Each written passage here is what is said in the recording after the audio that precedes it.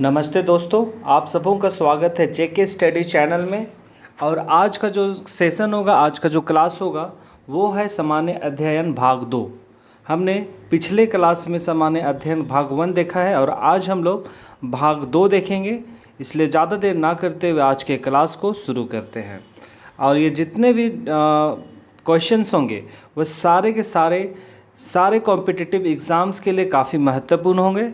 इसलिए हर एक क्वेश्चंस को आप लोग ध्यान से देखिए ताकि आप लोग इसे याद रख पाएँ और जब भी कोई एग्ज़ाम्स हो उसमें आप लोग आराम से याद रख सके और इसका क्वेश्चन का हल कर सके। तो ठीक है, ज़्यादा देर ना करते हुए आज के क्लास को शुरू करते हैं। तो सबसे पहले आपके सामने है पहला क्वेश्चन। तो क्वेश्चन ये है कि आरबीआई के लोगों में कौन से जानवर का चित्र है। आरबीआई के लोगों में कौन सा जानवर का चित्र है। तो आपने सभी को आरबीआई का लोगो देखा ही होगा, तो शायद याद नहीं भी हो सकता है। तो हम लोग ऑप्शन देखते हैं तो शायद इसमें आप लोगों को याद हो सके। तो पहला है रॉयल बंगाल टाइगर, दूसरा है लायन, तीसरा है हाथी और चौथा है इनमें से कोई नहीं। तो इसका आंसर क्या होगा? अगर आप लोगों ने ध्यान से देखा होगा तो इसका सही आंसर क्या होगा? तो इसका सही आंसर होगा रॉयल बंगाल टाइगर। ठीक है, तो हम लोग अब चलिए देखते हैं लोगो। तो देखिए, तो आपके सामने ये आरबीआई का लोगो, भारतीय रिजर्व बैंक। ठीक है, तो इस पे हम लोग थोड़ा सा और जानकारी प्राप्त कर लेते हैं।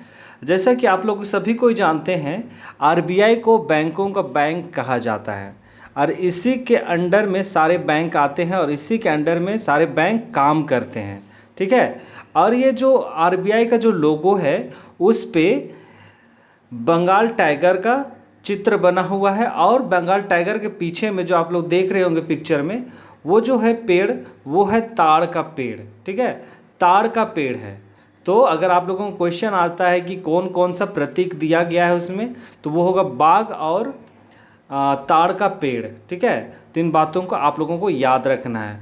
और मेन मुख्य बात ये भी है कि आप लोग यहाँ पे देख रहे होंगे, इसे ईस्ट इंडिया कंपनी के प्रतीक चिन्ह से लिया गया है। तो जो ईस्ट इंडिया कंपनी था, जो हमारे देश पर राज किया, व्यापार के लिए आया, और उसका जो लोगो था ईस्ट इंडिया कंपनी का, उसमें भी ये टाइगर का निशान था। तो उसी से बंगाल टाइगर जो है उसे इस आरबीआई के लोगो में लिया गया है। ठीक है, हम लोग अब आगे चलते हैं। अगला क्वेश्चन है केप ऑफ गुड होप।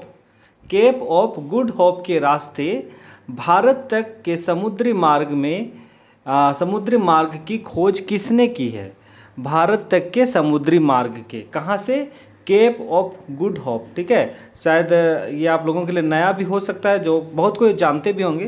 तो इसका हम लोग ऑप्शन देखते हैं। क्वेश्चन आप लोग समझ गए होंगे।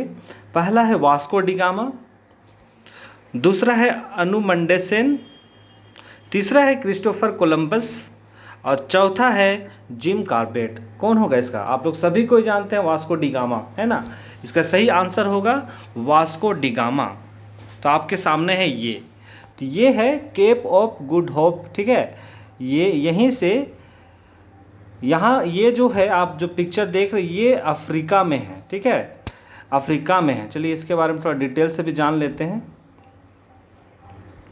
देखिए यहाँ पे आप लोग यहाँ पे देख सकते हैं, यहाँ लिखा हुआ है कि अफ्रीका के सुदूर दक्षिण कोने में एक स्थान है। ठीक है, ये जो है केप ऑफ गुड, ये जो है वह दक्षिण अफ्रीका के दक्षिणी कोने में स्थित है। ठीक है, और यहाँ से कहाँ? अटलांटिक महासागर, हिंद महासागर और दक्षिण, मतलब ये अफ्रीका अटलांटिक महासागर और हिंद महासागर को जोड़ने का काम करता है ये। ठीक है, और ये दक्षिण अफ्रीका में है। ठीक है, और सबसे पहले इस जगह का खोज 1487 ईस्वी में किया गया था। ठीक है, 1487, और उसके बाद से इस जगह का नाम केप ऑफ स्टॉर्म्स, मतलब तूफानों का केप, रखा गया। ठीक है, और इसी स्थान में से ही वास्को डिगामा भारत का मार्ग खोजे थे। ठीक है, ठीक है, अब हम लोग थोड़ा और, ये आप लोग मानचित्र देख रहे होंगे, तो आपका जो अभी हम लोग जो पढ़े केप ऑफ फूड यहाँ पे है, ठीक है। और जो वास्को डी गामा है समुद्री मार्ग से इधर होते हुए भारत का खोज यहाँ पे किया था, समुद्री मार्ग का, ठीक है। तो ये चीज़ को आप लोगों को याद रखना है। अब आगे चलते हैं। अगला क्वेश्चन है, बैंकिंग लोकपाल योजना की शुरुआत किसने की? बैंकिंग लोकपाल योजना की शुरुआत किसने की? आप सभी कोई बैंकिंग सेवा से जुड़े हुए हैं तो सभी कोई जानते होंगे ये बैंकिंग लोकपाल क्या है और इसका कार्य क्या है, ठीक है। तो इसका शुरुआत किसने की है ये जानना है। तो पहला है आरबीआई के द्वारा, मतलब रिजर्व बैंक ऑफ इंडिया के द्वारा, आईसीआईसीआई के द्वारा, एसबीआई के द्वारा या पीएनबी के द्वारा। कौन होगा इसका सही जवाब? इसका सही जवाब होगा आरबीआई के द्वारा, ठीक है। आरबीआई ने इस बैंकिंग लोकपाल सेवा का शुभारंभ किया था।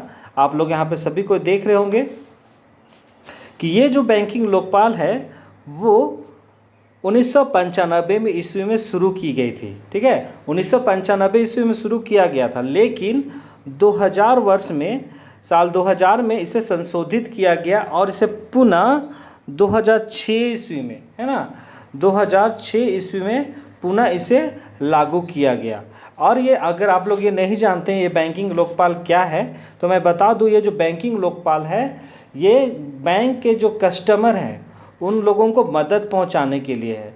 अगर उन लोगों को कोई परेशानी आ जाती है तो इस अगर बैंक में आप कंप्लेन करते हैं और जब बैंक आपका कंप्लेन पे ध्यान नहीं देता है और इसके बाद आप बैंकिंग लोकपाल में अगर आप कंप्लेन लेके जाते हैं तो 1 सप्ताह से 2 सप्ताह के अंदर में आपकी समस्या का हल हो जाता है, ठीक है। लेकिन जो नियम बताता है सबसे पहले आपको बैंक में कंप्लेन करना है। अगर बैंक आपकी कार्य नहीं करती है तो अंत में आपको बैंकिंग लोकपाल का दरवाज़ा खटखटाना होता है, ठीक है।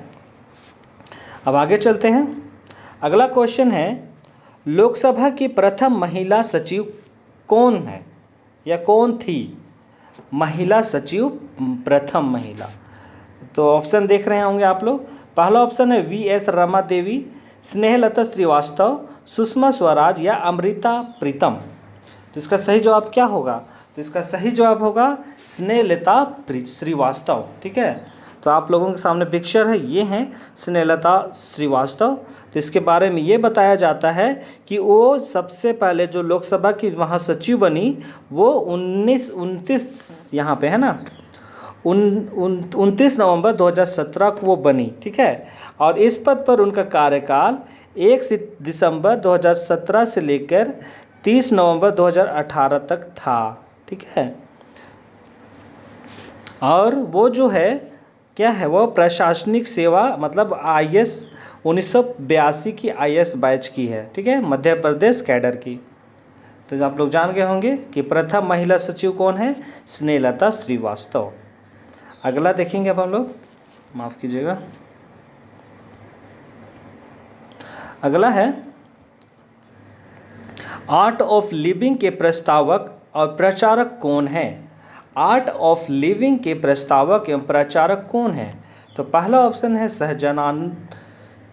सहजानंद स्वामी, दूसरा है श्री श्री रविशंकर, तीसरा है पंडित रविशंकर और चौथा है स्वामी नारायण।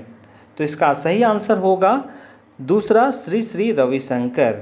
तो हम लोग अब थोड़ा आर्ट ऑफ लिविंग के बारे में जान लेते हैं। ये आर्ट ऑफ लिविंग एक संस्था है जो शिक्षा के क्षेत्र में और मानवतावादी के क्षेत्र में ये काम करती है लोगों के लिए, है ना। लोगों के लिए शिक्षा का प्रचार भी करती है और लोगों की सेवा भी करती है ये जो संस्था है। और इस संस्था का शुरुआत 1981 ईस्वी में किया गया था, है ना, 1981 ईस्वी में किया गया था। और इसका जो शुरुआत है किसने किया था? श्री श्री रविशंकर के द्वारा। और ये जो संस्था है 156 देशों में काम कर रही है, ठीक है, याद रखिएगा ये सबको। अगला है सज्जन प्रकाश किससे संबंधित हैं? सज्जन प्रकाश किससे संबंधित है? बॉक्सिंग से, तैराकी से, क्रिकेट से या हॉकी से? ऑप्शन देख के आप लोगों को पता चल गया है कि ये खेल जगत से संबंधित है, ठीक है। तो ये असली में किस खेल से हैं? तो इसका सही जवाब होगा तैराकी, माफ़ कीजिएगा ये, हाँ तैराकी, ठीक है। तो इसके बारे में थोड़ा जान लेते हैं। ये हैं आपके सामने सज्जन प्रकाश। तो ये हैं कहाँ के रहने वाले? तो यहाँ पे कह रहा है कि इसका जन्म हुआ था केरल में, है ना। आप लोग यहाँ देख सकते हैं केरल में हुआ था और इसका जन्म इडुक्की ज़िले में हुआ था और 14 सितंबर 1993 ईस्वी में हुआ था, ठीक है। 1993 ईस्वी में हुआ था, 14 सितंबर 1993। और उसकी जो माता थी वो भी एथलीट थी, ठीक है। और उन्होंने मतलब सज्जन प्रकाश ने तैराकी नेववेली तमिलनाडु से सीखा था। और जब उन्होंने ख्याति कब प्राप्त की, वो कब फेमस कब हुए, तो वे हुए, यहाँ पे आप लोग देख सकते हैं, 8 फरवरी 2015 को इतिहास बनाया। वो राष्ट्रीय खेल में 6 स्वर्ण पदक और 3 रजत पदक जीते थे। कब?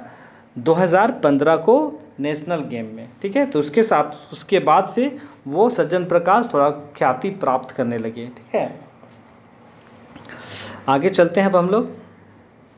अगला क्वेश्चन है, दादा साहेब फाल्के पुरस्कार किस एरिया से जुड़ा हुआ है? दादा साहेब फाल्के पुरस्कार, तो ऑप्शन देखेंगे, वातावरण से, सिनेमा से, नृत्य से या दवा से। तो इसका सही जवाब क्या होगा? आप लोग सही जवाब जानते हैं तो इसलिए ज़्यादा देर ना करते, इसका आंसर होगा सिनेमा, ठीक है। तो ये है आपके सामने अवार्ड, दादा साहेब फाल्के अवार्ड, ठीक है। तो जैसा कि कहा जा रहा है आपके सामने है स्लाइड में कि ये जो दादा साहेब फाल्के पुरस्कार है, इसका जो शुरुआत हुआ था 1969 ईस्वी में, ठीक है। 1969 ईस्वी में इसकी स्थापना हुआ, एस्टेब्लिश्ड किया गया। और ये जो इसका जो कैटेगरी है वो क्या है? नेशनल फिल्म अवार्ड, ठीक है। मतलब ये राष्ट्रीय स्तर का फिल्म अवार्ड है, ठीक है। और इसका जो पहला अवार्ड दिया गया था 1970 ईस्वी में, 1 साल बाद। और इसका जो पहला विनर है देविका रानी, ठीक है। और वर्तमान में 2021 के लिए नॉमिनेट किए गए थे और जो विनर निकले हैं वो है रजनीकांत, दीपिका पादुकोण और अक्षय कुमार, ठीक है। तो इन तीनों को इस वर्ष दादा साहेब फाल्के पुरस्कार से सम्मानित किया जाएगा। तो आप लोगों को क्या क्या याद रखना है कि ये किस जगत से है और इसकी स्थापना कब हुई, पहला कब दिया गया और पहला विनर कौन है, इसके बारे में आप लोगों को याद रखना है। आगे चलते हैं अब हम लोग। अगला है, पायली एक्सप्रेस के नाम से कौन जानी जाती है? पायली एक्सप्रेस के नाम से कौन जानी जाती है? ये पदवी है पायली, ठीक है। तो ये कौन है, किसका पद है, उपनाम है? तो इसका ऑप्शन है हिमा दास, अंजू बॉबी जॉर्ज, पीटी उषा या ललिता समूह। कौन होगा? तो इसका सही जवाब होगा पीटी उषा, ठीक है। पीटी उषा, आप लोग कौन है ये जानते हैं, ये धावक है, ये है आपके सामने पीटी उषा, ठीक है। और इसका जन्म हुआ था 27 जून 1964 ईस्वी में, ठीक है। 27 जून 1964 ईस्वी में भारत के केरल राज्य में हुआ था और इसके गांव का नाम था पायली, ठीक है। जब वो नाम कमाई, फेमस हुई, तो उसके गांव के नाम से ही इसका उपनाम रख दिया गया पायली एक्सप्रेस, मतलब पद दे दिया गया, उपाधि दे दी गई, है ना। उसके गांव का नाम है पायली और उसी के नाम से मैंने पायली एक्सप्रेस उन्हें कहा जाने लगा। अगला है, ये आखिरी क्वेश्चन है, 5G नेटवर्क, 5G इंटरनेट सेवा शुरू करने वाला दुनिया का पहला देश कौन है?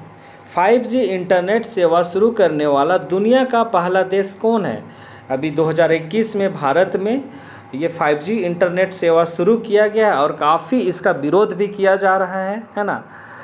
तो हम लोगों को ये जानना है कि ये पहला देश कौन है। तो ऑप्शन है चीन, दूसरा है जापान, तीसरा है दक्षिण कोरिया, चौथा है अमेरिका। तो इसका सही जवाब क्या होगा? तो इसका सही जवाब होगा दक्षिण कोरिया, है ना। दक्षिण कोरिया इसका सही जवाब होगा, ठीक है। तो पहला है दक्षिण कोरिया और वर्तमान में 2021 में हमारा देश भारत में इसे लॉन्च किया जा रहा है ना। तो आप लोगों को याद रखना इन बातों को।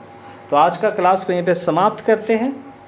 आज के जितने भी टॉपिक हुए, क्वेश्चन हुए, सारे इंपॉर्टेंट से महत्वपूर्ण हैं।